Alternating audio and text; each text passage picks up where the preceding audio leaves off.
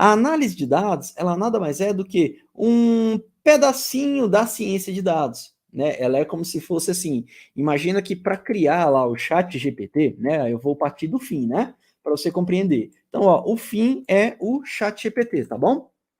Imagina o fim, a entrega, né, o produto, a aplicação em si, para você não ficar simplesmente querendo aprender.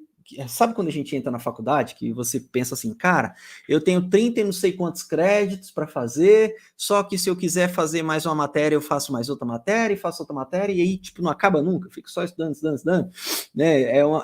É diferente. Aqui na ciência de dados, a gente pensa em coisas que a gente resolve. Né? O que o chat GPT resolve, por exemplo? Né? Chat GPT ajuda a gente ali na conversação, né? Por meio do processamento de linguagem natural. Eu vou lá, jogo um comando, ele vai e devolve para mim, né, o comando. Então, assim, ele foi desenvolvido exatamente para atuar como um chat, uma interação. Então, é uma aplicação, tá bom? Então, ó, esse app, que é o ChatGPT, ele foi desenvolvido por meio de algumas etapas, né? Que etapas são essas? Então, primeiro, tinha um problema de negócio, né? Então, a primeira etapa lá tinha um problema de negócio. O problema de negócio é, precisamos desenvolver um chat ali que ajude realmente a resolver os problemas da vida, né? Então, estão falando que o ChatGPT resolve os problemas da vida, né? Então, cara, tá aí o ChatGPT, ele precisa ser um real assistente virtual. Esse é o meu problema. Os chats de hoje, se eu pergunto alguma coisa que requer um pouco mais de profundidade, talvez o chat de hoje ele não consiga resolver. Então, o meu problema é, preciso criar um chat do chat. E aí, pronto, dado o problema, bora construir o chat dos chats, né? Então, como que a gente vai construir os chats dos chats, né? Eu preciso de dados, né? Então, daqui, entre a parte 1 do problema de negócio até a aplicação, nós temos aqui 5 passos.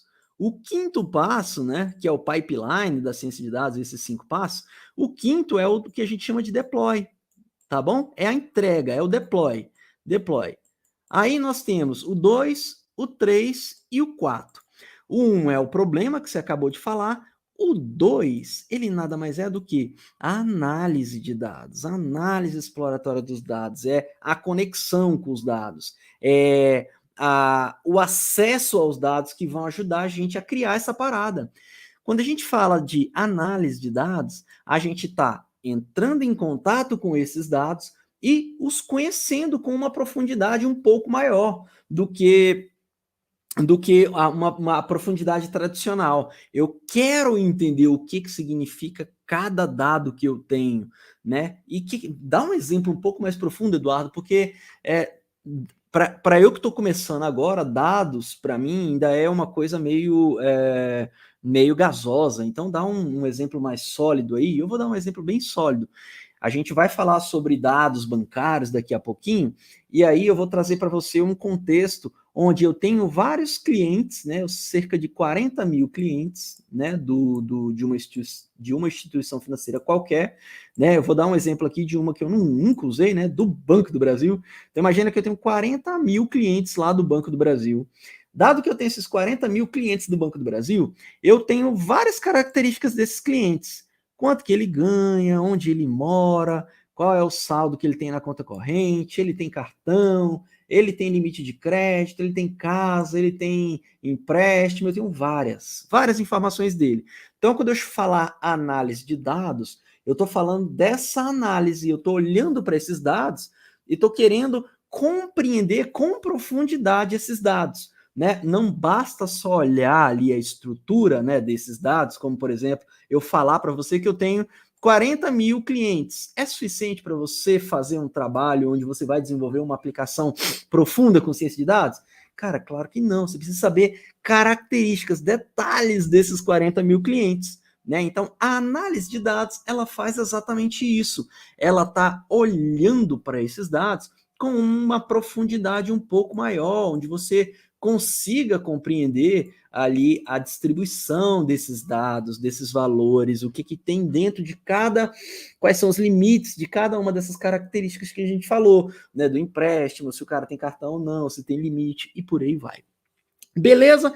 Isso é a análise de dados. Aí o terceiro passo, só para você, né, saber exatamente tudo logo, né? O terceiro passo é, cara, às vezes as variáveis que você tem, elas estão precisando de um trabalho de limpeza, um trabalho de vai vir dado faltando, vai vir dado corrigido duplicados. A gente vai falar sobre isso daqui a pouco. Então, a gente vai fazer ali um trabalho que ele é um trabalho de processamento de dados. Essa é a terceira etapa. A gente vai processar os dados. Beleza? Vai trabalhar esses dados, vai criar novos dados com as informações que a gente já tem, beleza? O quarto passo é aqui que entra o motor da inteligência artificial, tudo bem? O motor da inteligência artificial é machine learning, é deep learning, tá bom? Inclusive, ó, o ChatGPT foi desenvolvido, entre outras coisas, com deep learning, tá bom? Beleza? Aqui a gente tem aquilo que a gente chama de como é que é, cara? Esqueci agora. Generative Pre-Trained GPT. Generative Pre-Trained Transformer. É isso mesmo. São uma nova estrutura ali, né? Um novo tipo de algoritmo que são os transformers, né? Os transformers nada mais são do que uma derivação aí de redes neurais profundas, que é deep learning, tá bom? E generativa é porque ela vem do campo, né? Do campo da inteligência artificial, que é a inteligência artificial generativa, né? Que gera, né? Gera coisas novas, constrói coisas novas.